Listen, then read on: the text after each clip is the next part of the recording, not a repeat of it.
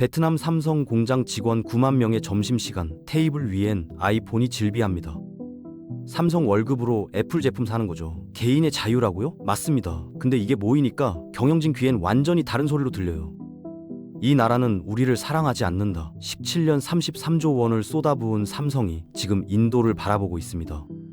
증설 취소, 물량 감축, 채용 동결까지 베트남이 황금알 낳는 거위의 배를 가르려 하고 있어요. 17년 동맹이 어떻게 무너지고 있는지 지금부터 낱낱이 파헤쳐 보겠습니다.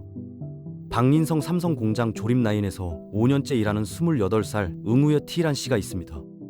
월급은 650달러, 하나로 약 90만 원 정도 되는데요. 베트남 평균 임금의 2배가 넘는 괜찮은 수준이에요.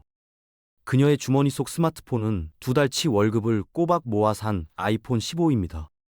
이유를 물어봤더니 대답이 걸작이에요. 예쁘잖아요. 친구들도 다 쓰고요. 솔직히 회사에서 하루 종일 삼성 제품 만지는데 집에서까지 보고 싶겠어요? 출퇴근길 지하철에서, 퇴근 후 카페에서 아이폰을 꺼내드는 게 일종의 해방감이랍니다.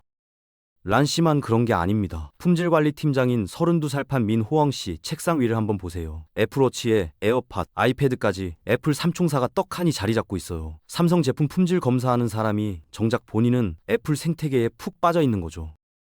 호엉 팀장한테 물었습니다. 팀장님, 이거 좀 아이러니하지 않습니까? 그랬더니 이렇게 받아치더라고요. 내 돈으로 내가 좋아하는 거 사는 건데 뭐가 문제예요? 회사가 월급 주면 끝이지 소비까지 간섭할 순 없잖아요. 틀린 말은 아닙니다. 개인의 자유니까요. 근데 문제는 이런 직원이 한두 명이 아니라는 거예요. 9만 명 중 무려 7만 명, 열의 7이 경쟁사 제품을 쓰고 있습니다. 자기 회사 제품에 대한 자부심, 브랜드 로열티라는 게 완전히 실종된 겁니다. 직원들 스스로가 우리 제품보다 경쟁사 제품이 낫다고 지갑으로 투표하고 있는 셈이죠. 이게 본사 경영진 눈에는 어떻게 보일까요? 자, 이제 돈의 흐름을 한번 따라가 볼게요. 경제학에서는 이걸 누수 효과라고 부릅니다. 쉽게 말해 수도관에 구멍이 뚫린 거예요. 아무리 물을 틀어도 정작 싱크대에는 물이 안 차는 상황인 거죠. 응우엔 티란 씨의 월급 650달러가 어디로 가는지 추적해봤습니다. 먼저 아이폰 할부금 120달러. 이건 고스란히 미국 캘리포니아 애플 본사 계좌로 날아갑니다. 월세 150달러는 베트남 부동산 시장으로 빠지고요. 쇼핑비 100달러는 현지 상점으로, 나머지 상당 부분은 시골 고향에 계신 부모님께 송금됩니다. 여기서 삼성으로 돌아오는 돈이 얼마일까요? 거의 제로에 가깝습니다. 갤럭시 폰 하나, 삼성 TV 한 대에 사는 직원을 찾기가 어려워요. 이걸 9만 명 단위로 확대해보면 충격적인 숫자가 나옵니다. 삼성이 베트남 직원들에게 지급하는 연간 급여 총액이 약 6억 4,800만 달러, 우리 돈으로 9천억 원이 넘어요. 매년 9천억 원을 베트남 땅에 뿌리는 건데 이 어마어마한 돈이 삼성 생태계 안에서 돌지 않고 전부 밖으로 새어나가고 있는 겁니다. 경제학에는 승수 효과라는 개념이 있어요. 기업이 1원을 투자하면 그 돈이 지역 내에서 돌고 돌면서 3원, 4원의 가치를 만들어내는 선순환 구조죠. 근데 지금 베트남에서는 이 고리가 완전히 끊겼습니다. 삼성이 뿌린 막대한 자금이 정작 삼성에게는 한 푼도 안 돌아오고 경쟁사인 애플 매출을 올려주고 있어요. 베트남 부동산 투기 자금으로도 흘러가고요. 기업 입장에서 냉정하게 생각해보세요. 내가 월급을 줬는데 그 돈으로 경쟁사 제품을 사고 있다? 이 나라에 계속 투자할 맛이 나겠습니까? 2008년으로 돌아가 볼게요. 삼성이 박린성의 첫 삽을 뜬 날, 베트남 현지 언론 헤드라인이 뭐였는지 아십니까? 베트남의 기적이 시작됐다. 주민들은 거리로 나와 환호했고 지방정부 관리들은 감격의 눈물까지 흘렸습니다. 당시 박린성은 쌀농사와 과수원이 전부였던 가난한 시골이었거든요. 그런데 세계적인 대기업이 우리 동네에 공장을 짓는다? 마을 잔치 분위기였죠. 2013년 타이 응우엔의 제2공장이 들어설 때도 마찬가지였습니다. 삼성 만세를 외치는 플래카드가 거리마다 걸렸어요. 삼성 덕분에 우리 지역이 발전한다. 고마운 기업이다. 이런 분위기가 지배적이었습니다.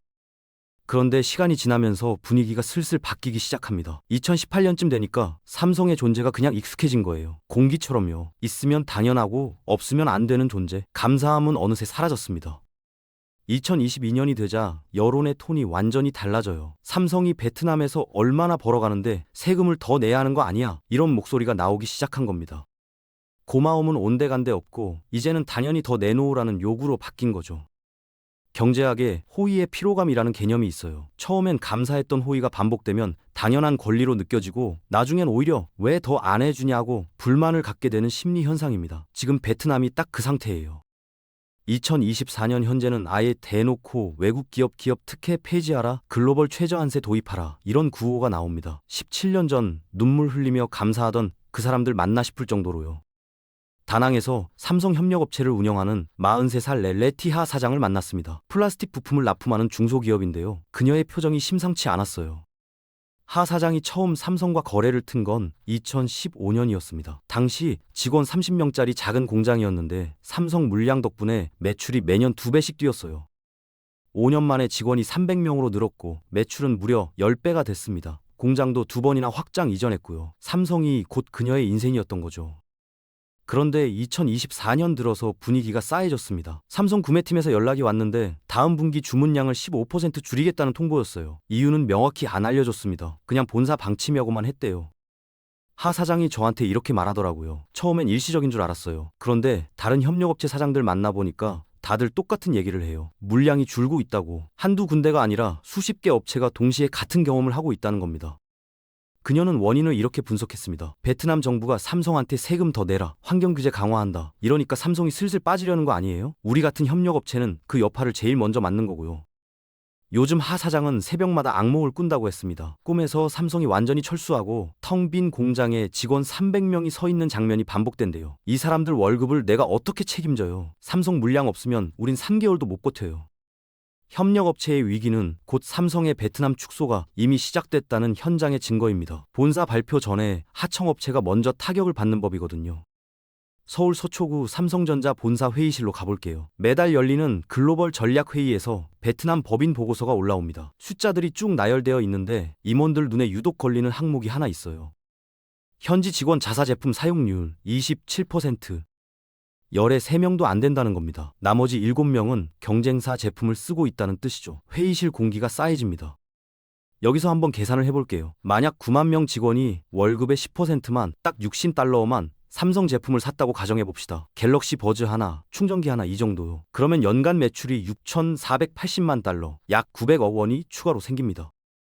돈도 돈이지만 더 중요한 건 이거예요. 우리 직원들이 우리 제품을 사랑합니다 라는 강력한 시그널이 되거든요. 경영진 입장에서 이것만큼 든든한 게 없어요. 우리가 만든 걸 우리 사람들이 쓴다. 이게 자부심이고 투자 명분이 되는 겁니다.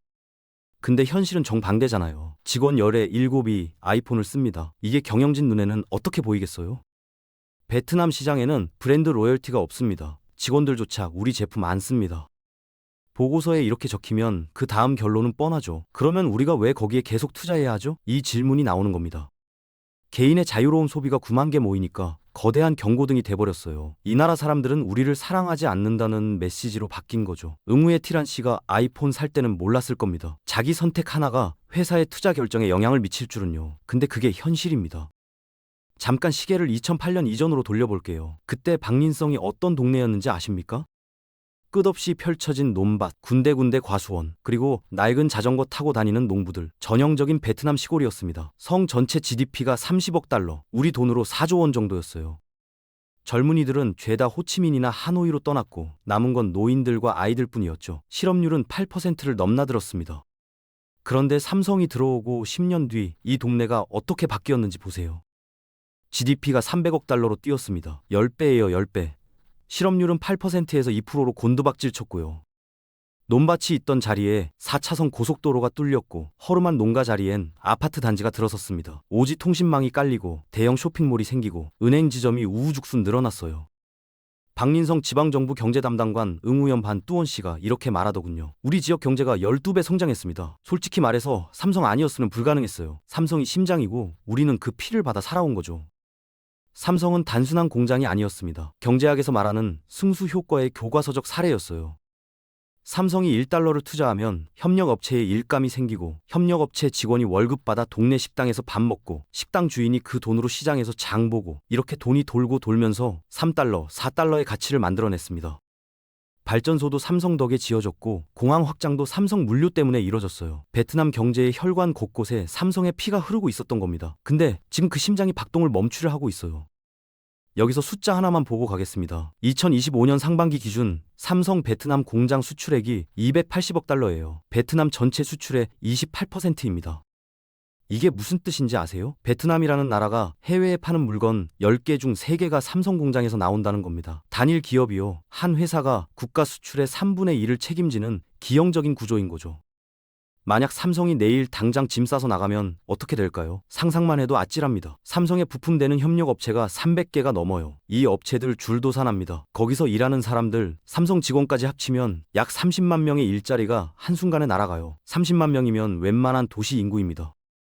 그런데 이 아슬아슬한 상황에서 OECD가 폭탄 하나를 던졌어요. 글로벌 최저한세라는 겁니다. 다국적 기업은 어느 나라에서 사업하든 법인세를 최소 15% 이상 내야 한다는 국제 규약이에요.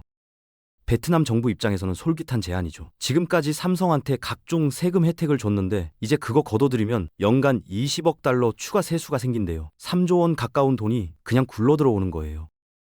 근데 이게 양날의 검입니다. 삼성 입장에서 생각해보세요. 아, 그동안 세금 깎아줘서 여기 있었는데 이제 그것도 없어? 베트남에서 공장 돌릴 이유가 하나 사라지는 거예요. 경제학자 응우엔 득탄 박사가 이렇게 경고했습니다. 베트남 경제는 삼성에 과도하게 의존하고 있습니다. 투자가 조금만 줄어도 국가 경제 전체가 휘청입니다. 계란을 한 바구니에 담았는데 그 바구니가 흔들리고 있는 상황인 거죠.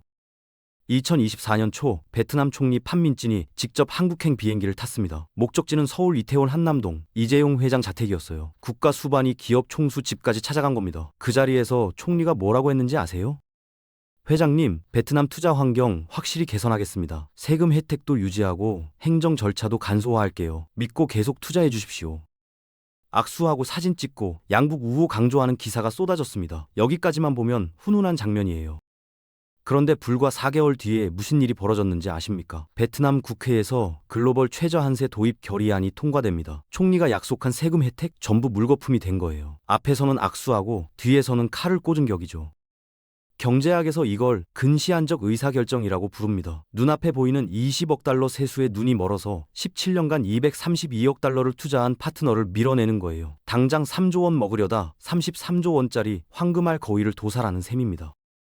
더 심각한 건 온라인 여론이에요. 베트남 SNS에 들어가 보면 이런 댓글이 넘쳐납니다. 외국 기업 특혜 없애라. 삼성도 세금 똑같이 내라. 베트남 돈 빼먹는 거 이제 그만.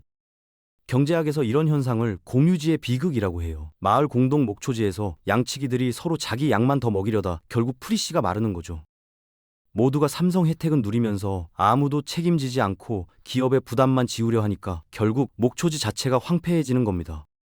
2025년 9월 베트남 노동조합 연맹이 기자회견을 열었습니다. 발표 내용이 뭐였는지 아세요? 삼성의 15% 임금 인상을 요구한다는 거예요. 세금 부담은 늘어나고 물량은 줄고 있는 마당에 월급을 15%나 올려달라고 한 겁니다. 노조 위원장이 마이크 앞에서 이렇게 말하더라고요. 삼성이 베트남에서 얼마나 벌어가는데요? 노동자들도 그 혜택을 누릴 권리가 있습니다. 틀린 말은 아니에요. 근데 타이밍이 최악이었죠.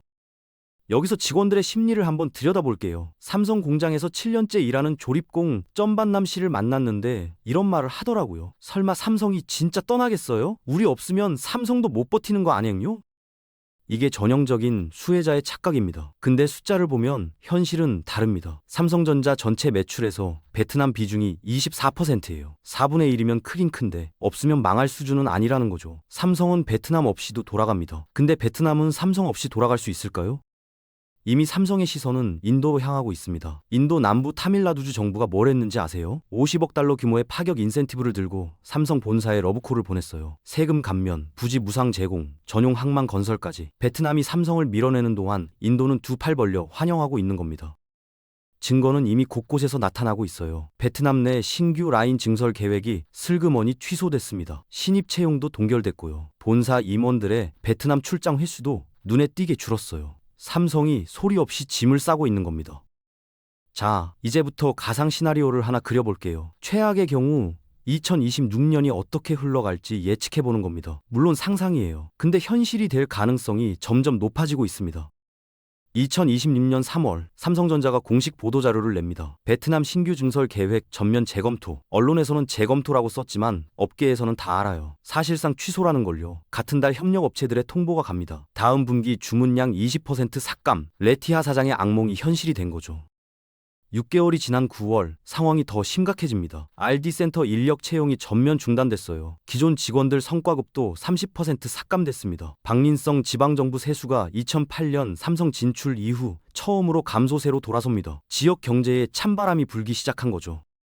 2026년 12월 크리스마스 직전에 폭탄이 터집니다. 삼성전자 대외협력실장이 기자회견을 열어요. 생산 라인 일부를 인도 첸나이 공장으로 이전합니다. 베트남 내 매출 12% 급감이 예고되는 순간입니다. 그 뒤로는 도미노가 쓰러지듯 무너져요. 협력업체 수십 곳이 줄도산합니다. 대규모 구조조정이 시작되고 실업률이 치솟아요. 베트남 GDP 성장률은 목표치를 한참 밑돌고 동화 환율은 폭락하고 주식시장은 패닉에 빠집니다. 17년 동안 차곡차곡 쌓아올린 신뢰가 불과 24개월 만에 모래성처럼 무너지는 거예요. 그때 가서 베트남 정부가 컨버전트 뒤늦게 삼성 붙잡아야 한다고 외쳐봤자 소용없습니다. 떠난 기업은 다시 안 돌아와요. 이게 그냥 상상일까요? 아니면 이미 시작된 미래일까요?